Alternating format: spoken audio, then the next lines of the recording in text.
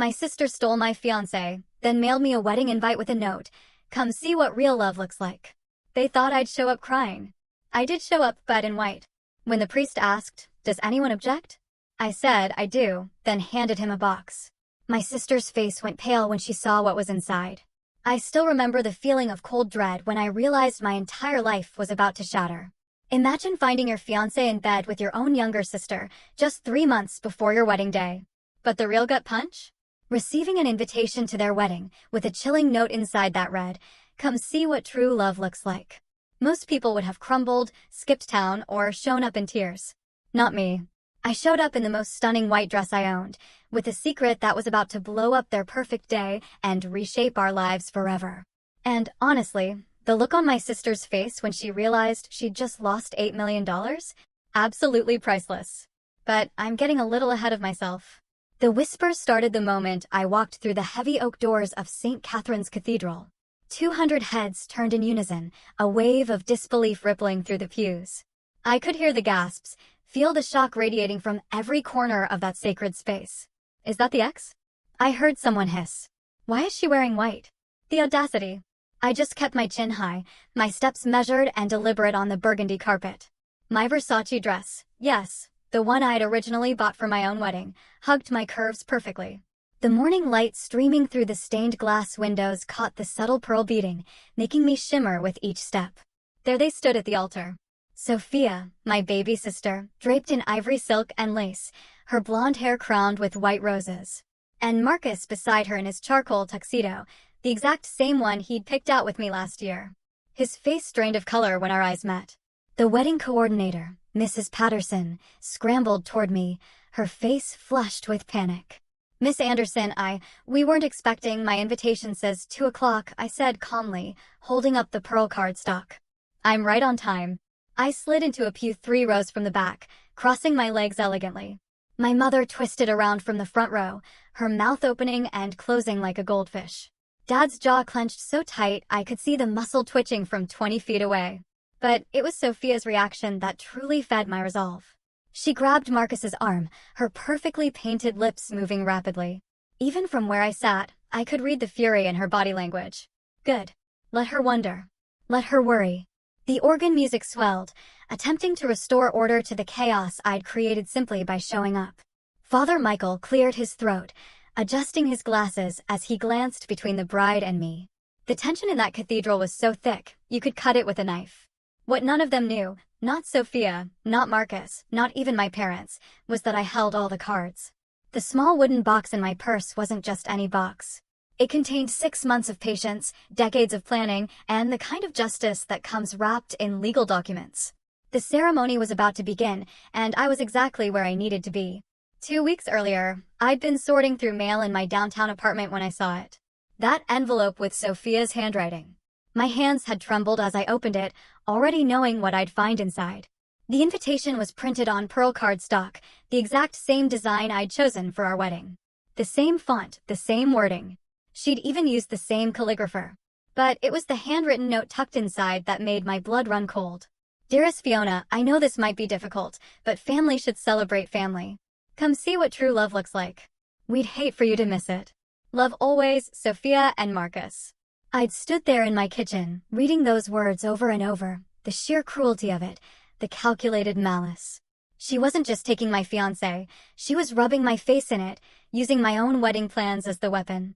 That night, I'd called my best friend, Rachel. Don't go, she'd begged. It's what she wants, to humiliate you. But Rachel didn't know what I knew.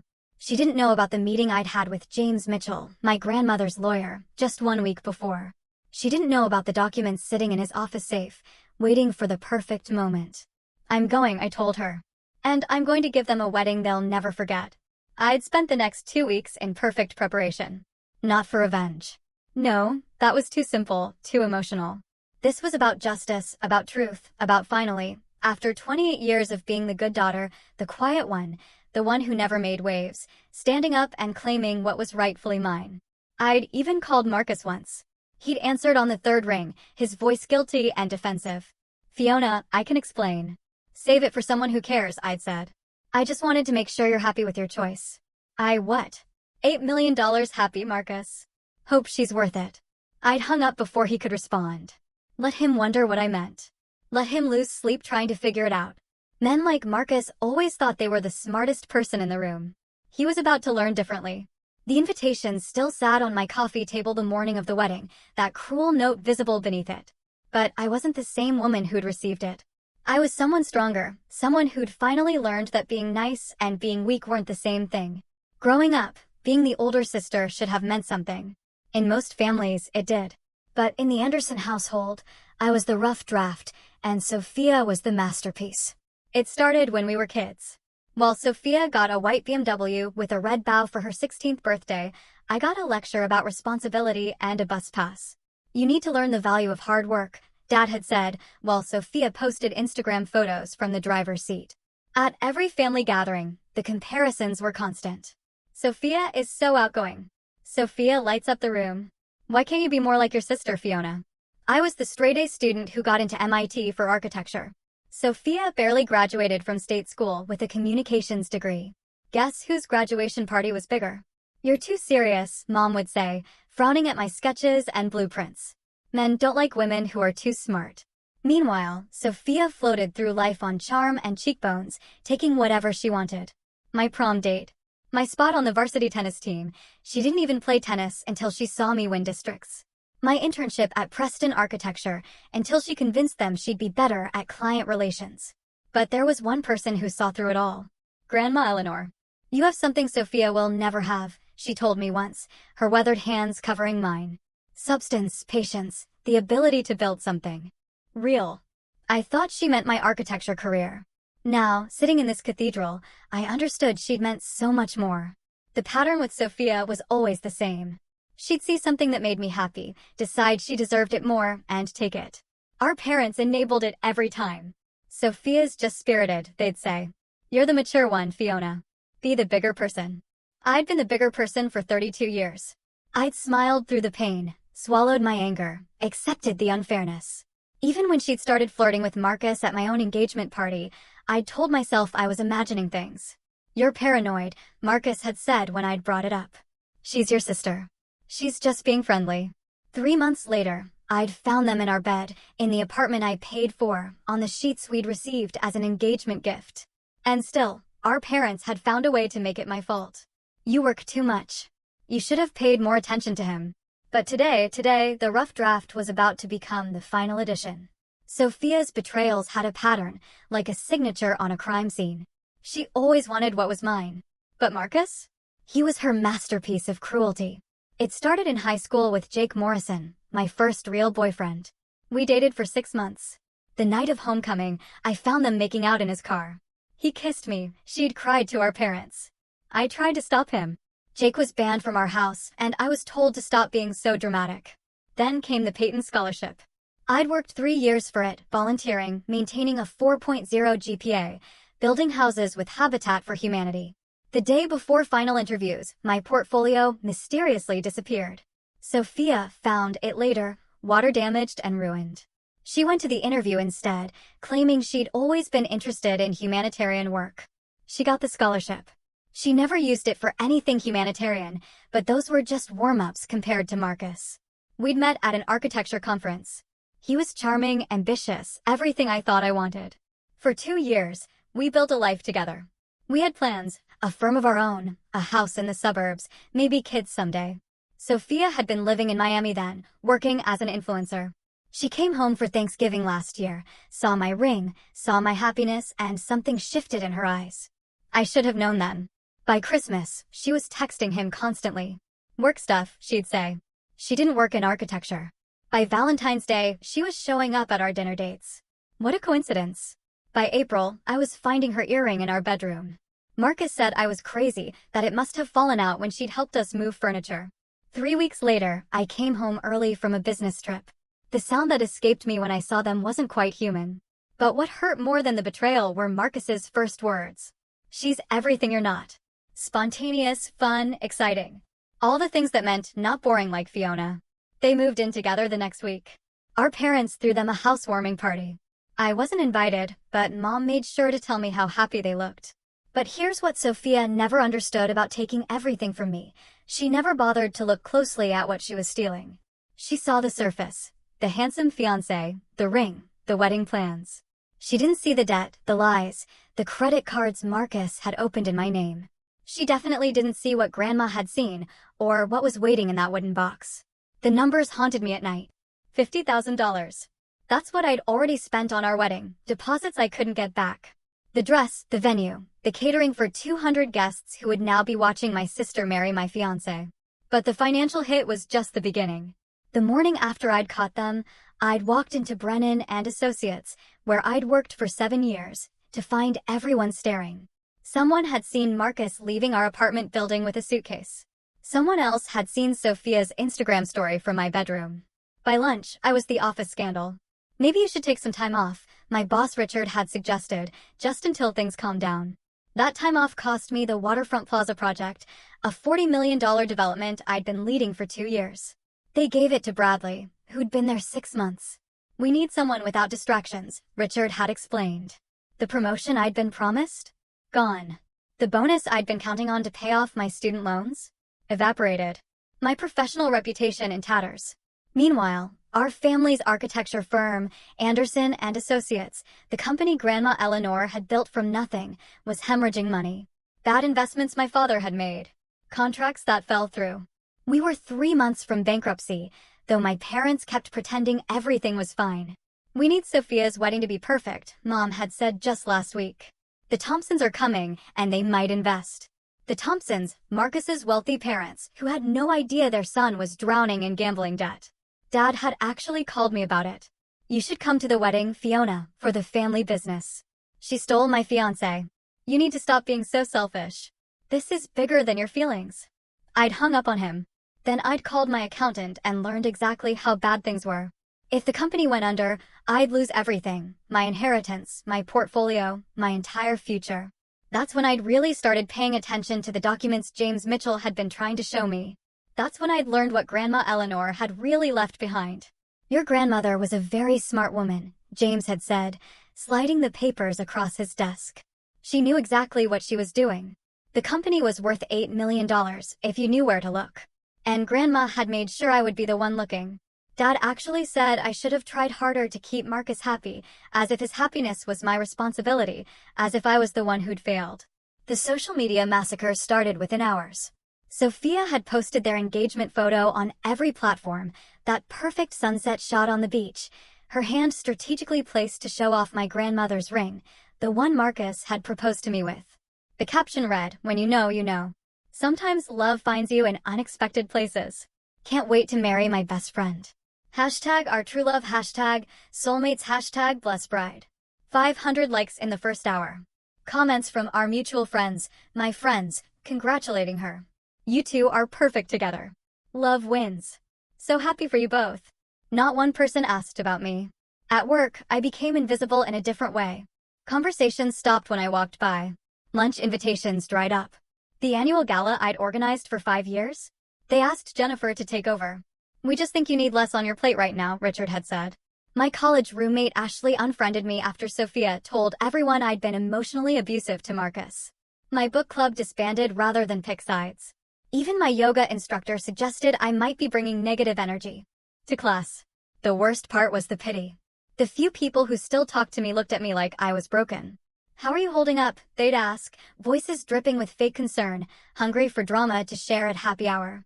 Rachel stayed loyal, but even she didn't understand. "Just move on," she'd said. "Living well is the best revenge." But I wasn't interested in revenge. I was interested in justice. There's a difference. Sophia's social media became a daily torture. I couldn't stop watching pictures from my vendors, my florist, my caterer, my venue. She was literally living my wedding, just with a different groom. No, the same groom I'd chosen. The one who was supposed to be mine. Tasting cakes today, with a photo at my Annette's bakery, where I'd already put down a deposit. Found the dress at the same boutique where I'd bought mine. Planning the honeymoon of our dreams to Italy. The exact itinerary I'd researched for months.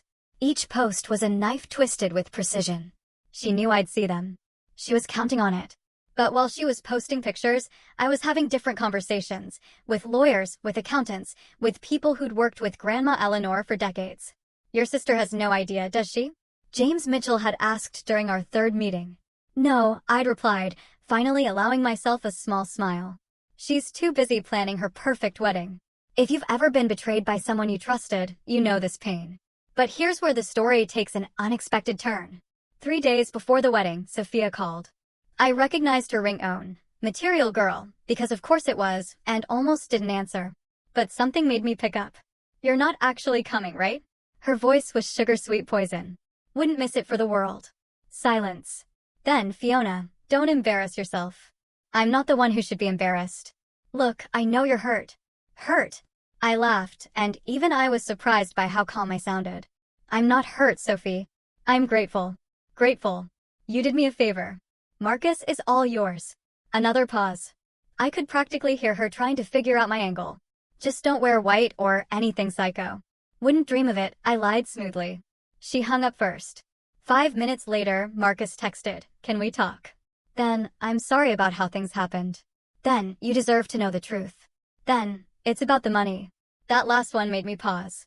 He didn't know about Grandma's will. That was still sealed. So, what money was he talking about? I didn't respond, but I screenshotted everything. The next morning, Mom showed up at my apartment unannounced. She stood in my doorway in her Chanel suit, looking like she'd rather be anywhere else. "You need to stay home Saturday. It's a free country, Mom. Fiona, please. Just this once. Think of the family." Like Sophia thought of family when she slept with my fiancé? Mom's face tightened. That's different. They fell in love in my bed. You're being crude. I'm being honest. There's a difference. She pulled out her checkbook. Actually pulled out a checkbook in 2024. "How much will it take for you to stay away? 5,000? 10. I stared at her. My own mother, trying to buy my absence from my sister's wedding to my ex-fiancé. "Keep your money," I said quietly. "You're going to need it." What's that supposed to mean? Ask Dad about the Patterson contract. Ask him about the loans he took out against the company. Her face went pale. "How do you goodbye, Mom?" After she left, I called James Mitchell. "Is everything ready?" "The documents are authenticated and sealed. The board members have been notified to be on standby." "And the timing?" "Whenever you're ready, Miss Anderson. Your grandmother made sure of that." I hung up and looked at the white Versace dress hanging on my closet door. Almost time. The family intervention came Friday night, less than 18 hours before the wedding. They ambushed me at my apartment. Mom, Dad, and Aunt Patricia, the family enforcer. "This has gone far enough." Dad started, settling into my couch like he owned it. "You will not ruin your sister's wedding." "I'm not ruining anything. I'm attending as invited." Aunt Patricia clutched her pearls. "The entire extended family will be there. The Washingtons, the Clearys, the Brennans. What will people think?" "The truth." "Don't be smart," Dad snapped. "The company needs this wedding to go perfectly. Marcus's family has connections." "Marcus is $200,000 in debt," I said calmly. "Did he mention that?" The room went quiet. Mom recovered first. "You're lying." "Gambling debts, credit cards, a failed business venture in Miami." I pulled up the files on my phone. I had a private investigator look into it after I found them together. Wanted to know what kind of man I'd almost married. Dad's face was turning purple. "You had no right." "I had every right." He opened 3 credit cards in my name. "I'm still fighting the fraud charges." "This is exactly why he left you," Mom said coldly. "You're so controlling." "He didn't leave me. He cheated on me with my sister, who's welcome to him." "Stop being vindictive," Aunt Patricia said. "Family supports family. Where was that support when I needed it? You're the older one, the responsible one. Act like it." My phone buzzed. James Mitchell. Final review complete. Board members confirmed for emergency meeting Monday, 9 a.m. I looked at my family. These people who'd never once taken my side, who'd spent my entire life making me smaller so Sophia could shine brighter. "I'll see you all tomorrow," I said, standing up. 2 o'clock sharp. Dad stood too, trying to loom over me. "If you show up tomorrow, what? You'll disown me? Cut me off?" "You already did that when you gave Sophia my wedding vendors, my venue, my life. We're trying to save the family business." "No," I said, opening my door. "You're trying to save yourselves. There's a difference." As they filed out, Mom turned back. "Your grandmother would be ashamed of you." I smiled then. My first real smile in months. "We'll see about that." After they left, I opened the wooden box one more time, running my fingers over the legal documents inside. Grandma Eleanor's real will, the one she'd hidden from everyone except James Mitchell. Tomorrow, everything would change. Grandma Eleanor had died 6 months ago on a rainy Tuesday in January. I'd been the only one with her at the end, holding her papery hand while she struggled for breath. "Patience, my dear," she'd whispered, her eyes still sharp despite the morphine. "The quiet ones change the world." At her funeral, Sophia had sobbed dramatically, despite not visiting once during Grandma's 3-month battle with cancer. She'd even tried to give a eulogy, but broke down after 2 sentences. Everyone comforted her. "Oh, Sophie, she's so sensitive." I'd given no eulogy.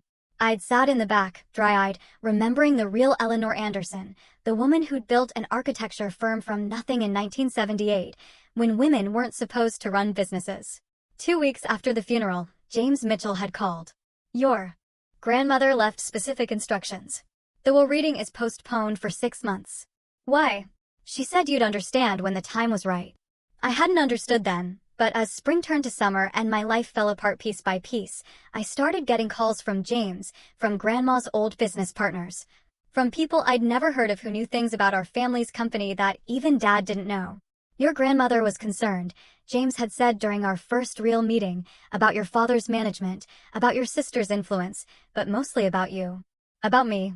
She said you were the only one who understood what she'd built, the only one who cared about legacy instead of lifestyle." He'd shown me documents, incorporation papers, patent filings, property deeds. Anderson and Associates was worth far more than anyone knew. Grandma had been quietly buying back shares for decades, placing them in a trust. But there are conditions, James had explained, very specific conditions. The main one, the heir had to be unmarried or married to someone approved by the board of directors, Grandma's hand-picked board, not Dad's golf buddies, someone financially stable, someone of good character. She knew, I'd said, understanding finally dawning. She knew about Marcus. She suspected. She also knew about your sister's patterns. So if Sophia marries Marcus, she forfeits any claim to the inheritance, and if she's already married to him when the will is read, she can't contest it. James had smiled. "Your grandmother was a very strategic woman." Now, the night before the wedding, I held the sealed will in my hands. 6 months exactly since Grandma's death. The timing was perfect. "Thank you," I whispered to her memory. "For seeing me. For believing in me." Tomorrow, patience would become power.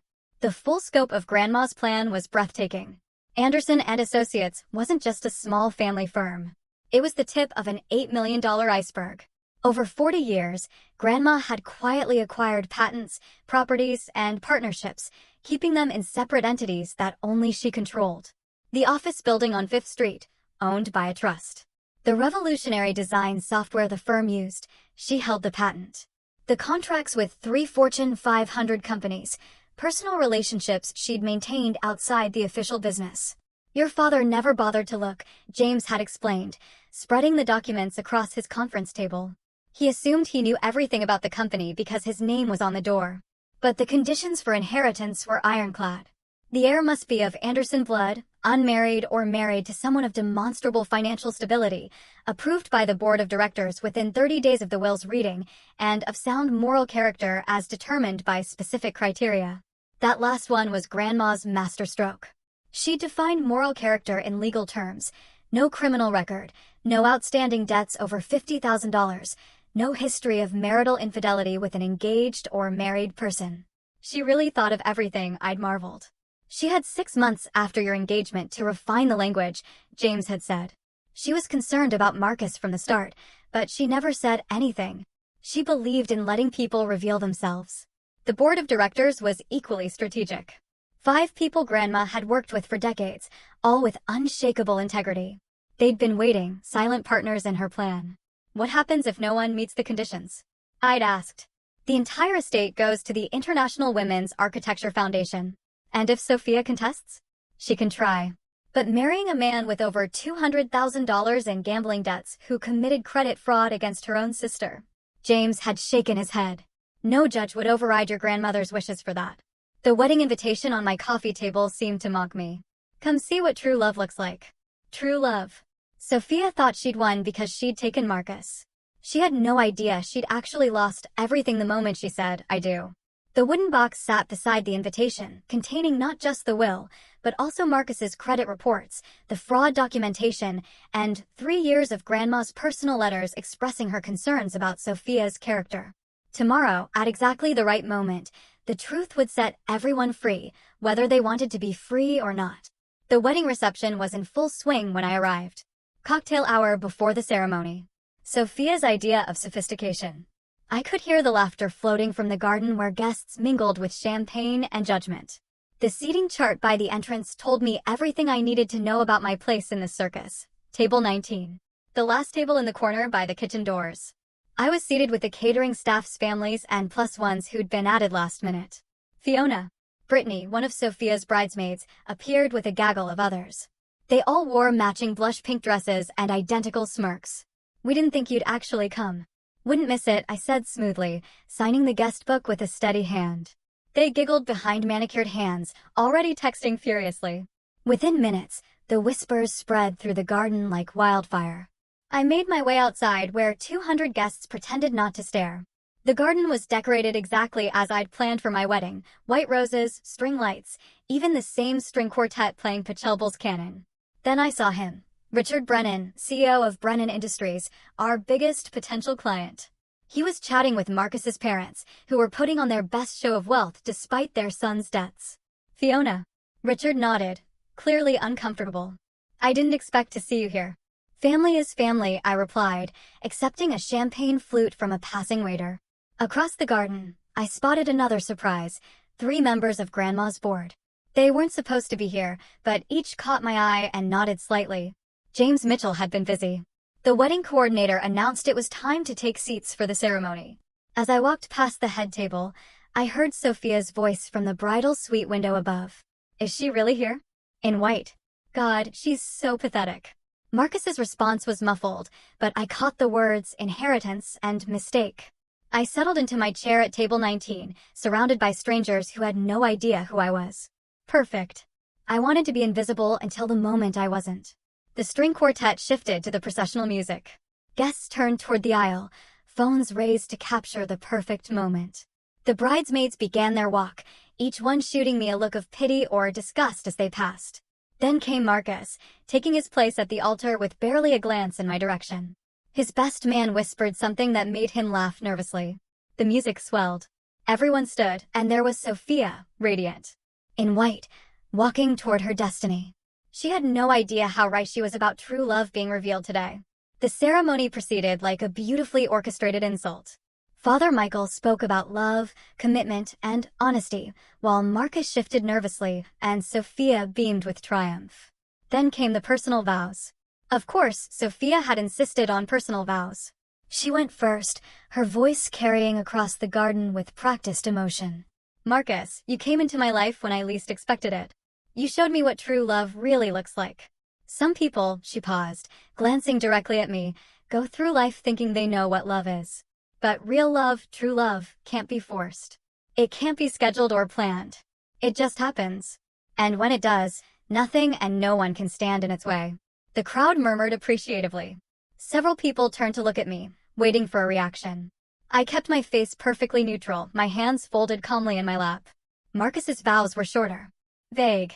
Sophia, you bring excitement to my life. You're spontaneous, fun, everything I never knew I needed. He swallowed hard. You make me feel alive in ways I never expected. I noticed he never used the word love. Not once. Father Michael smiled benevolently. These two souls have found each other against all odds, overcoming obstacles to be here today. Obstacles. Is that what I was now? An obstacle they'd overcome? Marriage is a sacred bond, Father Michael continued. It requires honesty, trust, and mutual respect. It requires both partners to come together freely, without reservation or hidden agendas. I saw Marcus's jaw clench at hidden agendas. He knew about his debts. He knew what he was really after. But did Sophia? Before we continue, Father Michael said, I must remind everyone that marriage is not just a union of hearts, but also a legal contract, binding in the eyes of both God and law. Several of Grandma's board members leaned forward slightly. They knew what was coming. If anyone here knows of any legal impediment to this marriage, any reason why these two should not be joined in holy matrimony, speak now or forever hold your peace. The garden went silent. 200 people held their breath. Sophia turned slightly, looking directly at me with a smirk that said, "I dare you." I stood up. Gasps rippled through the crowd like dominoes falling. Sophia's face went from smug to shocked. Marcus went white as paper. "I object," I said, my voice clear and steady. "On legal grounds."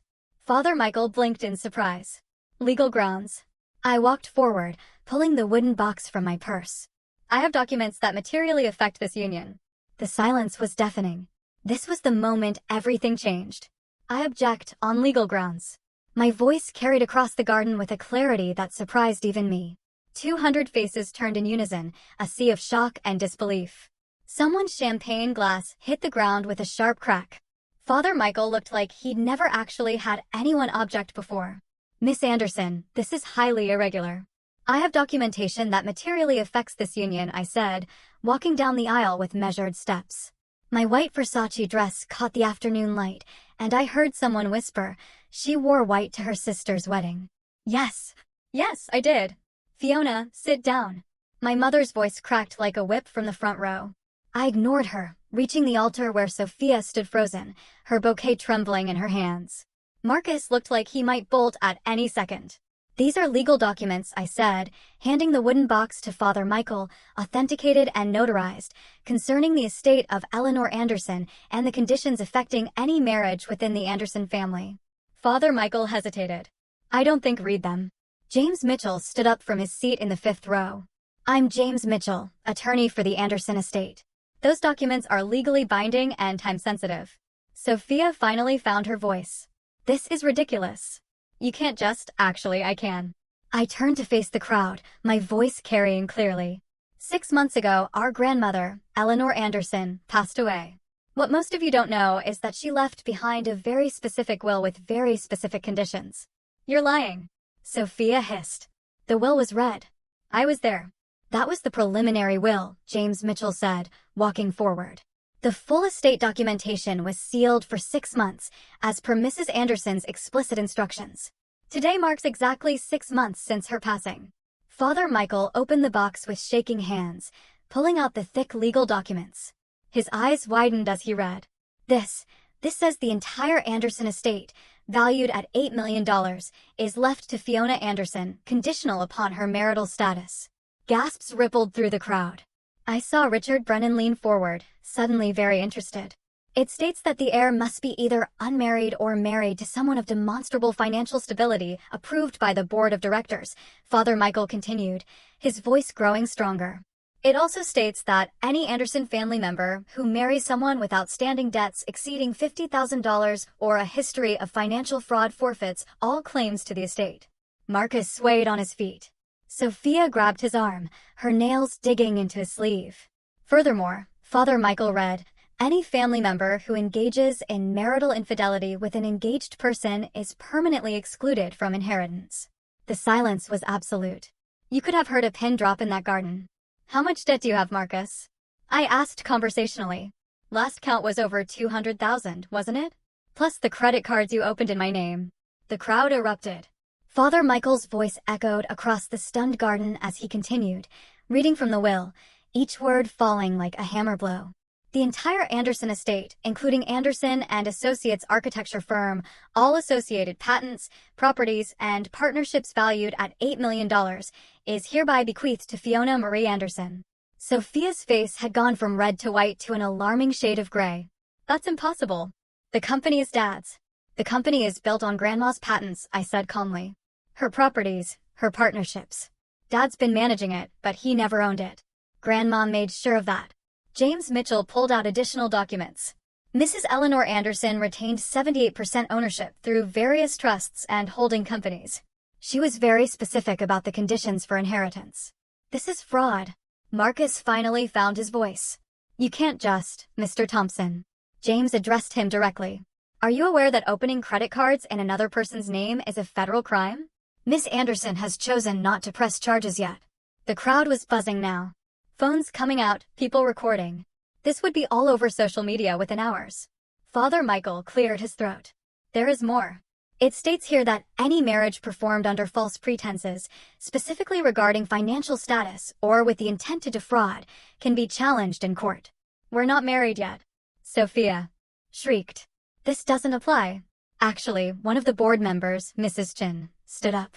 The moment you announced your engagement publicly, you triggered the morality clause. Marrying your sister's fiancé while he was still engaged to her constitutes demonstrable lack of moral character as defined in Section 7, subsection 3. You knew. Sophia turned on me, her carefully styled hair coming undone. You knew about this the whole time? I found out 2 weeks ago, I said, right after you sent me that lovely invitation telling me to come see what true love looks like. But if you're married to Marcus, Sophia started desperately. I'm not married to Marcus. You are. Or we're about to be. I turned to the crowd. Marcus Thompson has over $200,000 in gambling debts, 3 maxed-out credit cards in my name, and a failed business that he never disclosed. The board would never approve him. Which means if I had married him, I would have lost everything, too. The implications hit Sophia like a physical blow. She staggered backward, her designer heels catching on her train. You did me a favor, Sophie, I continued. You saved me from making the biggest mistake of my life, and in return, you get Marcus, debts and all, while I get the company, the properties, and the future grandma always intended for me. The prenup. Marcus suddenly shouted. Sophie, the prenup you signed. Everyone turned to stare at him. What prenup? Sophia's voice was barely a whisper. The one where you agreed to keep finances separate. Marcus said desperately. Where you waived claims to each other's assets. You mean the one protecting your assets? Sophia laughed hysterically. What assets, Marcus? Your debt. The garden erupted into chaos. The unraveling happened in real time, like watching a building collapse in slow motion. Marcus grabbed Sophia's hands, his voice desperate. Sophie, we can work this out. She yanked away from him. Work what out? You're broke. You lied to me. I never lied. You said you were successful. You said you had investments. I do have investments. In what? Poker games? She was screaming now, mascara running down her cheeks. You knew about the inheritance? You knew and you chose me anyway. Marcus's silence was damning. The truth was written all over his face. He thought Sophia would inherit, not me. He'd bet on the wrong sister. You used me, Sophia whispered, the realization hitting her. You couldn't get Fiona's money, so you thought you'd get mine. My parents had rushed to the altar. Mom trying to salvage something. Anything. This is a family matter. Everyone, please. Mrs. Anderson. Richard Brennan's voice cut through the chaos. Is it true your husband has been managing a company he doesn't actually own? Dad's face went purple. This is preposterous. Actually, James Mitchell interrupted, I have documentation here showing that Mr. Anderson has taken out several loans against company assets he doesn't own. That's fraud. The board will be pursuing legal action. The board? Dad sputtered. What board? I'm the president, you were, Mrs. Chin corrected calmly, the president of a company you never owned. Your position is terminated effective immediately. Miss Fiona Anderson is the new CEO, pending board approval, which I can assure you she'll receive unanimously. The dominoes kept falling. Marcus's parents were backing away from the altar, his mother's face a mask of horror as she realized her son's debts were now her problem again. The Thompsons, who'd been so proud moments before, looked like they wanted to disappear. The wedding is off, Father Michael announced, unnecessarily. The altar looked like a war zone. Sophia's bouquet trampled. Marcus's boutonniere crushed. The unity candle knocked over. This isn't over. Sophia snarled at me, her fairy tale princess image completely shattered. I'll contest this. I'll sue. With what money? I asked quietly. You just quit your job to plan this wedding. Marcus is in debt. Mom and Dad are about to be investigated for fraud. And you signed a prenup waiving financial claims. The truth of her situation hit her like a sledgehammer. She'd given up everything for a man who was worse than broke. He was a liability. Grandma always said you were special, Sophia said bitterly. Her precious Fiona. No, I corrected. She said I was patient. There's a difference. James Mitchell stepped forward. The board meeting is Monday at 9 a.m., Miss Anderson. We'll need you there to formally accept your position. I nodded, then looked at the stunned crowd. Thank you all for coming. I believe the reception is still paid for. My deposit, actually. Please enjoy the party. Then I turned and walked back down the aisle, leaving chaos in my wake. The legal machinery started turning before I even reached my car. James Mitchell was a maestro, conducting a symphony of consequences. Mr. Thompson, he called out, stopping Marcus from fleeing. You'll need to stay. The police have some questions about those fraudulent credit cards. 2 officers had appeared. Apparently, James had anticipated this moment. They weren't arresting Marcus, not yet, but the questioning would be enough to destroy what was left of his reputation. This is entrapment, Marcus shouted. She set me up. You set yourself up the moment you committed fraud, Officer Williams said calmly. We just need to verify some signatures. Meanwhile, the board members had cornered my father. Mrs. Chin was holding a tablet, scrolling through financial records. Mr. Anderson, can you explain this withdrawal from the company account, and this one? And these 17 others? Those were business expenses for your personal mortgage. Mr. Yamamoto, another board member, raised an eyebrow. That's embezzlement. I'm the president. You were, Mrs. Chin corrected. The president of a company you never owned. The wedding guests had split into 2 camps, those fleeing the drama and those recording every second. I saw at least 3 people live streaming. #wedding crash. Grandma was probably already trending. Sophia tried one last desperate play. Wait. If Marcus and I don't get married, then Fiona can marry him and lose everything. I laughed. Actually laughed. Sophie, I wouldn't marry Marcus now if he was the last man on earth. Besides, the fraud charges make him ineligible under Grandma's morality clause. He's toxic to any Anderson inheritance. You planned this, she accused. You knew I'd steal him.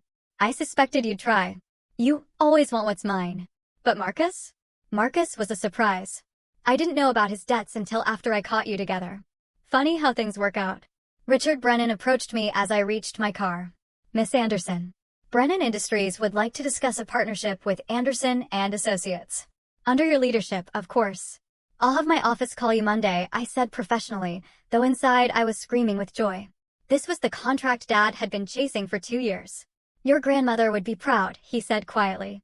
She always said you were the future of the company. As I drove away, I saw the scene in my rearview mirror. Sophia sobbing on the altar, Marcus being questioned by police, my parents screaming at James Mitchell, and 200 guests capturing every moment for posterity. The reception hall was still set up. The cake still waiting to be cut. The band probably wondering if they should play. My perfect wedding turned into Sophia's perfect disaster. Justice had been served, and it was delicious. By Sunday morning, the video had gone viral. Bride's sister objects with $8 million will had 3 million views and counting.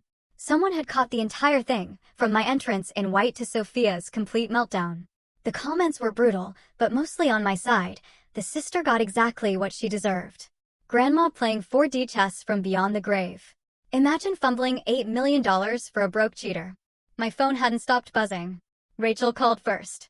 Girl, you're famous. Also, remind me never to cross you. But the real fallout was just beginning. Sophia's Instagram, where she documented every moment of wedding planning, became a graveyard of deleted posts and vicious comments. Her influencer career was over before it started. Marcus had disappeared completely. His social media went dark. His apartment was already listed for rent, and rumor had it he'd fled to his parents' house in Connecticut. The fraud investigation was ongoing, but my lawyer assured me he'd at least have to pay back the money he'd stolen. The professional aftermath was even more dramatic. By Monday morning, 3 major clients had reached out to Anderson and Associates, specifically requesting to work with me. The story of a woman who'd quietly built her success while her family underestimated her.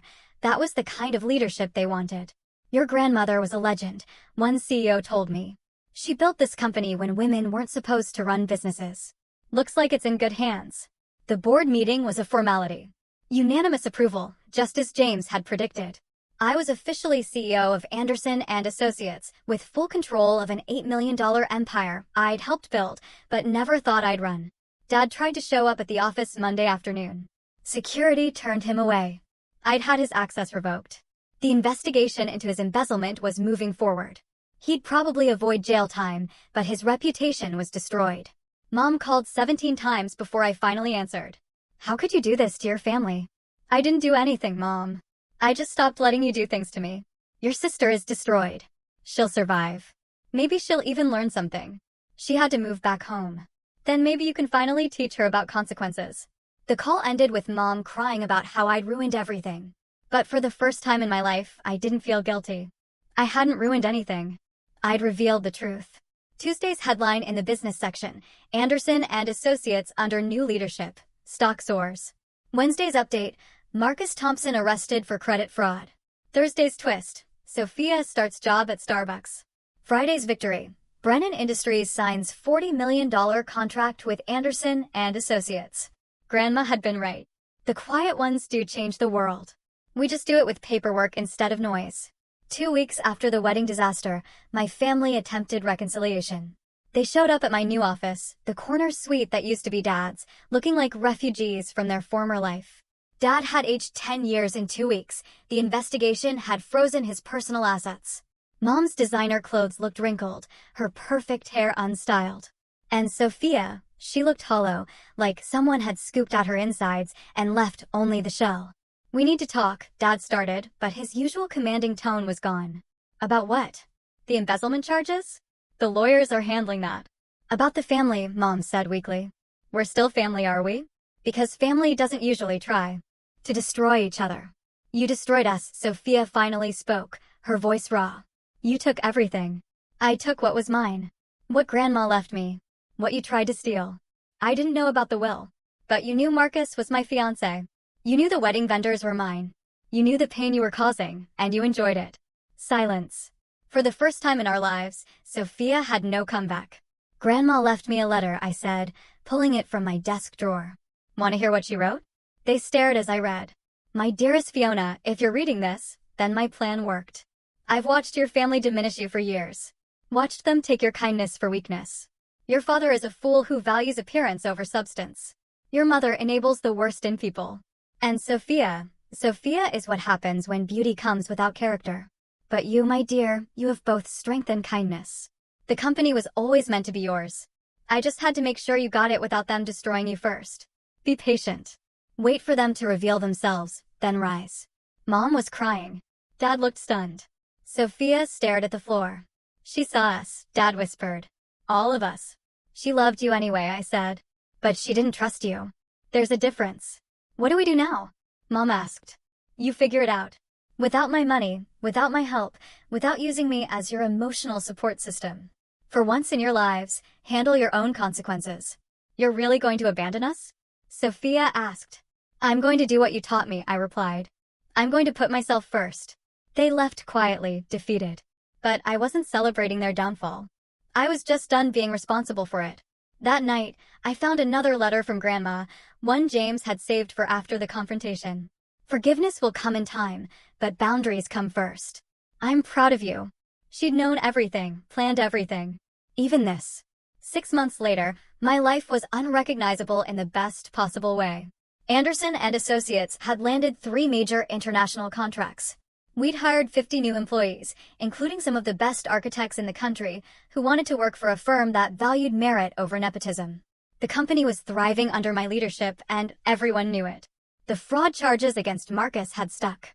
He'd pleaded guilty to avoid jail time, but would be paying restitution for years. Last I heard, he was working at his uncle's car dealership in New Jersey, probably sweet-talking customers the way he'd once talked to me. Sophia had surprised everyone, maybe even herself. After hitting rock bottom, she'd actually started rebuilding. She was still working at Starbucks, but she'd also enrolled in community college for business classes, paying her own way for the first time in her life. We hadn't spoken in months, but I'd heard from Mom that she was in therapy, finally dealing with years of entitlement and jealousy. My parents had downsized everything: the house, the cars, the lifestyle. Dad's embezzlement case had been settled out of court, but his reputation in the business world was finished.